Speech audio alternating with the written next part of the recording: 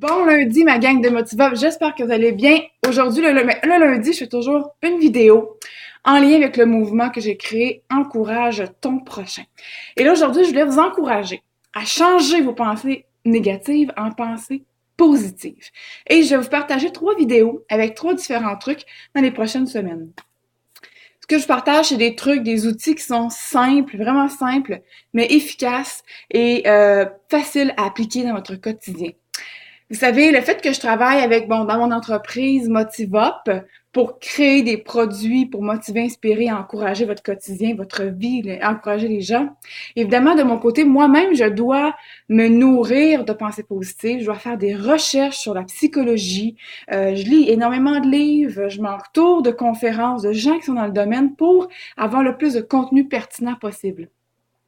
Et évidemment, à travers tout ça, ben j'apprends beaucoup et moi-même, je le teste, je l'utilise pour voir est-ce que ça fonctionne.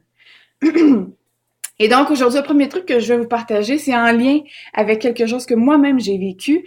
Il y a plusieurs mois, j'ai été dans une phase vraiment de très émotive, de doute, de remise en question, de stress, de OK, qu'est-ce qui se passe, qu'est-ce que je fais? J'étais tellement angoissée que je n'arrivais même plus à prendre de décision. J'étais vraiment figée par la peur. Je sais pas si vous avez déjà vécu ces émotions-là. Je me levais le matin avec une boule dans la gorge, je me levais le matin avec un sentiment que il y a vraiment quelque chose qui se passe de pas bien, ou bref, j'étais pas bien. Et donc, à chaque fois que la vie m'apporte ce genre de situation-là, d'événements-là, mon meilleur ami, et ça devrait être vos meilleurs amis, c'est le papier et le crayon. Je trouve que c'est la meilleure façon d'extérioriser ce qui se passe. Une fois que c'est sorti du mental, de la tête, on peut mieux l'évaluer. Ça laisse l'espace à l'esprit aussi pour rentrer des nouvelles choses. Donc, d'un côté de la page, je me mets à écrire tout ce qui se passe à l'intérieur de moi, les pensées que j'avais, et c'était un vrai scénario d'horreur, c'est épouvantable.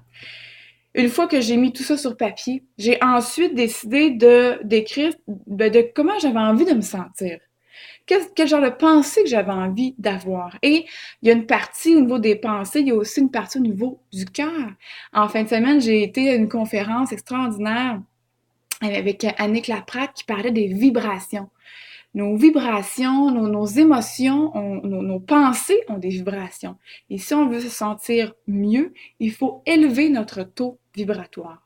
Alors donc, évidemment, il faut que tout ça passe aussi par le cœur. Il faut que nos pensées et nos émotions, notre senti soient dans la même lignée. Donc, sur la page, j'avais écrit toutes les choses que j'avais envie de me sentir, mon discours. Je voulais changer le discours intérieur que j'avais. Qu'est-ce qui se passait entre mes deux oreilles? Et ça, ben, je m'en suis fait une forme de prière. Alors, j'ai fait ma petite feuille, je l'ai imprimée, je l'ai mis à peu près partout, sur le frigo. Le matin, quand je me levais, c'est ça que je lisais avant même de mettre les pieds sur le plancher. Je lisais ma petite prière sur le frigo, sur le bureau. Ça m'accompagnait partout. Et ça a pris environ plus ou moins 3 mois pour que le matin, maintenant, je me lève et je me sente bien. Je ressens ce que j'avais envie de sentir. J'attire des choses différentes. Je parle aux gens à qui j'ai besoin de parler. Il y a plein de belles synchronicités qui se passent. Évidemment, c'est pas du jour au lendemain. Si vous avez une difficulté intérieure, si vous vivez, vous avez, exemple, je sais pas moi, quelque chose de grave, une maladie, vous venez de perdre votre emploi, peu importe, ça se peut que vous vivez des moments extrêmement difficiles. Et je suis pas en train de vous dire qu'en écrivant 3, 4 phrases sur un bout de papier, ça va s'arranger comme ça. Par contre, la nuance qui est importante, c'est que si vous appliquez ce que je viens de vous dire comme truc, ça va prendre un certain temps. Évidemment, tout prend un certain temps. Rien ne arrive comme ça. Par contre, vous allez décider à l'intérieur de vous, vous allez prendre la décision que vous avez envie de changer, que c'est pas ce que vous avez envie de vivre. Et vous avez le choix, à chaque instant, de choisir comment vous voulez vous sentir. Il y a le monsieur Charles Swindoll, j'espère que je ne me trompe pas, Charles Swindoll, qui dit: je suis convaincue que ma vie est faite de 10% de ce qui m'arrive et 90% de comment je réagis face aux événements. Alors, je pense que la beauté de la vie, c'est qu'on peut à chaque instant choisir comment on veut se sentir, choisir comment on veut réagir. Et ça, c'est un grand pouvoir que nous avons tous. Il suffit de l'utiliser, de savoir qu'on peut l'utiliser et de bien l'utiliser.